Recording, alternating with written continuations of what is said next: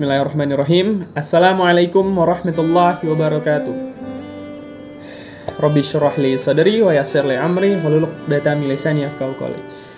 Izin, saya Sahal Isam dari kelas 11-1. Ketika saya memikirkan apa itu kemerdekaan, ketika kata kemerdekaan itu muncul atau terlintas di pikiran saya cuma memikirkan bahwasanya kita merdeka itu karena kita sudah terlepas dari penjajahan bangsa asing. Betul?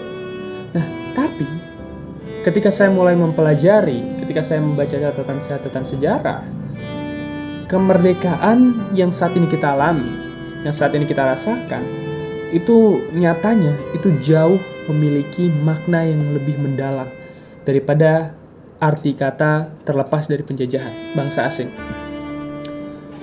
Menurut saya, kemerdekaan itu adalah di mana ketika kita rakyat, warga negara itu memiliki kesamaan di mata hukum.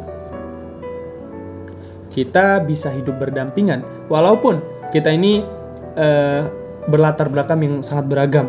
Kita berasal dari Sabang sampai Merauke. Kita Indonesia ini memiliki ragam agama, suku, budaya, ras dan lainnya.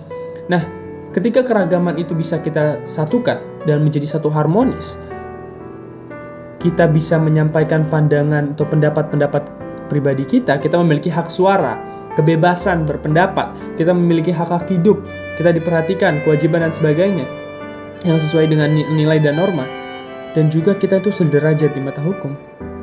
Itu arti kemerdekaan yang jauh lebih mendalam menurut saya. Kenapa? Karena ketika kita sudah lepas dari masalah dengan pihak atau penjajah, ya, yang notabene adalah pihak luar, pihak eksternal, tugas kita sebagai negara untuk mempertahankan kemerdekaan itu masih jauh, masih banyak.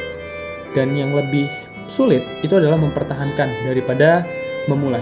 Lalu yang kedua, kalau kita bicara apakah bahwasanya sistem pemerintahan Indonesia ini saat ini sudah ideal, sudah sesuai dengan nilai-nilai Pancasila serta Undang-Undang Dasar 1945, menurut saya pribadi jawabannya masih belum sepenuhnya.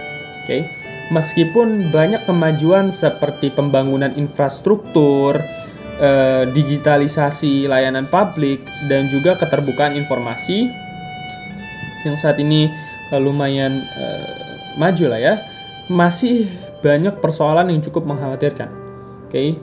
Contoh saja nih, beberapa waktu terakhir ya, kita melihat bagaimana proses demokrasi negara kita tuh tercederai. Oke, misalnya dalam kasus pencoblosan Gibran Rakabuming Raka sebagai wakil presiden kita saat ini ya, yang sedang menjabat oleh Mahkamah Konstitusi. Oke. Banyak pihak yang menilai hal itu mengandung konflik kepentingan dan merusak kepercayaan publik terhadap lembaga hukum tertinggi di Indonesia, yaitu Mahkamah Konstitusi. Juga kasus yang sangat viral bahkan sampai media luar membahas itu adalah kasus korupsi, mega korupsi di sektor tambang timah yang merugikan negara hingga ratusan triliun rupiah. Wow, ini menunjukkan bahwasannya praktik korupsi yang notabene adalah masalah terbesar di negara ini.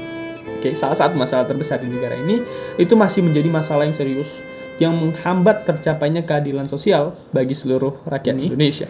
Saya merasa bahwa kita masih memiliki pekerjaan rumah, kita masih memiliki PR yang besar untuk mewujudkan cita-cita kemerdekaan kita, cita-cita kemerdekaan negara kita secara utuh. Pancasila dan Undang-Undang Dasar 1945 ini seharusnya menjadi pedoman utama dalam setiap langkah kita mengambil kebijakan dan tindakan pemerintahan. Jadi bukan hanya sekedar formalitas yang dibacakan setiap upacara, yang dibacakan setiap pelajaran PPKN saja, tidak. Oke, ada nilai yang dipendam dari Pancasila yang masih harus kita teruskan. Nah, sebagai generasi muda, saya percaya bahwasanya masa depan Indonesia itu ada di tangan kita.